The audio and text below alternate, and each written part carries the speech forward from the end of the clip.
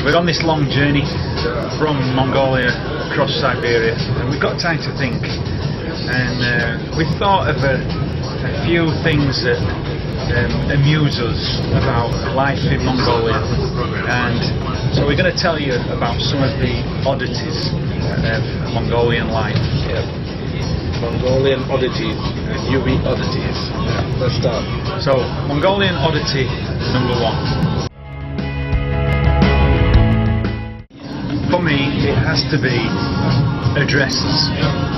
Mongolians don't have addresses. They just have building numbers and district numbers. And the entire country is in a totally confused state as to how to get to someone's place. So instead of saying, oh, I live at number 17 Shoreditch Road, it's just off Edgware Road, and you go down and turn left down Edgware Street, and it's the second house on your left. Here it's, I live in 3rd District. Where's that? It's near 7th District. Where's that? It's building number 23 behind the Central Tower. Where's that? It's in the 4th District. And you spend hours and hours trying to discuss where someone's flat or pub or restaurant might be. So Mongolian oddity number 1, no address system. Yeah, totally, utterly confusing and bad. Okay, Mongolian oddity number 2. The street names are completely different from what they are in English and in Mongolian. For example, forget about even places. Yeah, example, if you want to go to State Department Store, you have to say Ichtilgur. If you don't say that to the taxi driver, he will not know where you want to go. Just to say that's one of the landmarks there. So if you assume that he's going to understand what you're saying in English, forget about it. You're lost already.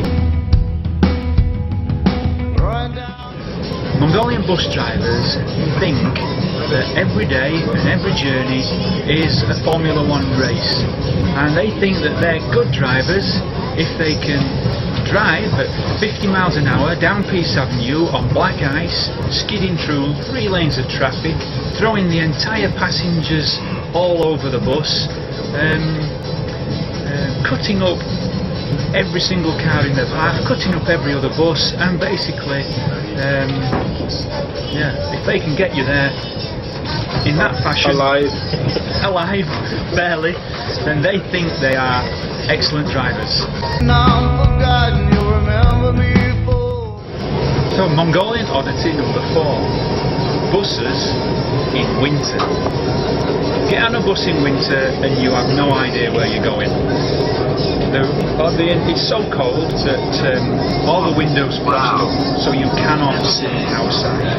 And you either have to count the number of stops if you're clever and you're used to that route, or you just take your potluck getting off where you think you might be. And another thing that they do, when you want to you look out of the window, everybody wants to look out of the window, but no one will scrape the ice off for you to look. And when you do start this strange thing, everybody looks at you like you're some kind of weirdo. What's he doing? Scraping ice off the window. He must be a tourist because he wants to look out and he doesn't know where he's doing. So you scrape some ice off the window, everybody stares at you, and then lo and behold, everybody else wants to look out of the window through your patch. Many times I've been lost and missed my stop because of the Mongolian winter and you couldn't look out of the window. When you're in a market, or when you're walking in the street, or when you're on a doorway or something, people tend to push you in the back. They don't say excuse me, but they actually push you. Yeah, they literally push. No excuse me, no I'm sorry, they just push you. And it's annoying. Old ladies do it, young people do it, men, women, pretty girls, whoever, they just push you. Very rude. And they also they have no sense of body space, so they like to. I mean, we in the West, we're pretty protective of our body space. We don't like people getting too close. You know, it makes us feel a bit uncomfortable. Get away. And there's none of that in Mongolia. They don't mind. So they don't mind snuggling up to you if you're on a bus, or they don't mind. You know, they'll put the children on a stranger's lap on a bus and. So, Mongolians don't have a sense of shame, let's put it this way. Yeah. For example, when you're going out clothes shopping or something, and they don't have any changing rooms, so people just try on clothes just like that. I mean, you know, you'll be walking and women changing right out in the open, men changing right out in the open. Also, if you're like in a car or with people and you're waiting for them to get ready, dress up and go somewhere, they'll just change right in front of you, which can be good. Can be good sometimes. Can be a little bit embarrassing. Yeah. The concept of time. Now, we in the West, we like timetables, we like our watches, we know what time things are happening, we love schedules, and we like to be on time. Not in Mongolia. Be prepared for a time culture shock. So, for example, I would say, when a Mongolian person tells you they'll see you in 15 minutes, they mean half an hour. When they say, I'll see you in half an hour, they mean an hour. If they say, I'll see you in an hour, it could mean 2 or 3 hours. If they say, I'll see you in the morning, they mean in the afternoon. If they say, let's meet tomorrow, it might mean sometime during the next week. And if they say next week, it means forget about it. Yeah, it's not going to happen. Yeah, nothing. Not gonna happen. Nothing happens a week in advance. Yeah. Yeah.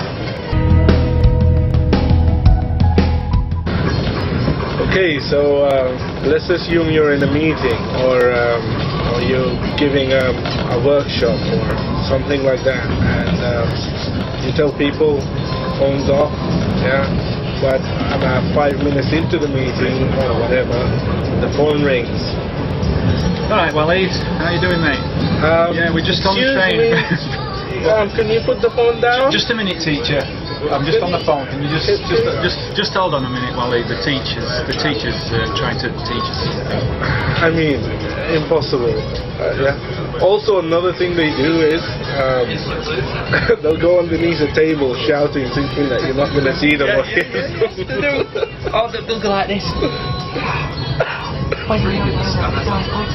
So yeah, there's that was just some of the eccentricities and oddities of life in Mongolia, and it makes it an absolutely fascinating place to live. There's never a dull moment, is there? Absolutely. That's why I'm going back. It's why I've left 3 times and returned twice. I don't know whether I'll return for a 3rd time. Probably will to see my mates.